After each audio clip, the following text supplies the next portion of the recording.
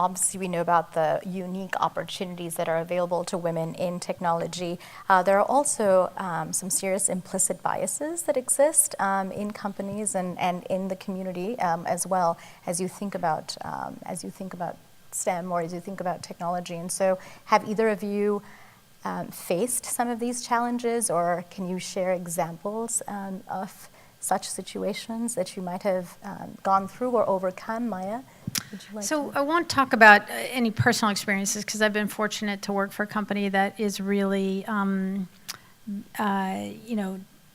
very gender blind and really champions women in all areas, including technology.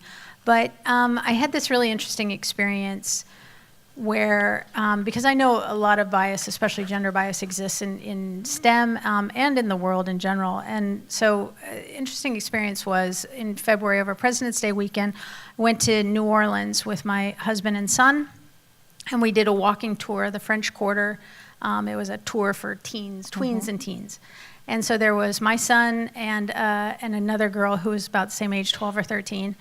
And the tour guide was great. He was a former high school history teacher, and he'd grown up in New Orleans, and he knew everything about the cities, everything that you would want. Super engaging, and really spent the whole time just talking to the kids and teaching them about the city.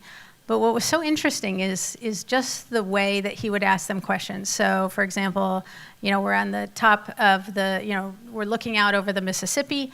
And he turns to my son and he says, now why would this position right here be a really good, strategic position to take up a battle position? Mm-hmm. And then he would turn to the girl and he would say, there were a lot of early settlers in New Orleans. What kind of languages do you think they spoke?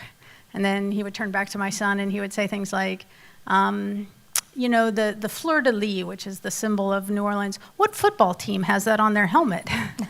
And then he'd turn to the girl and he'd say, what ingredients do you think are in beignets? How do you make a beignet?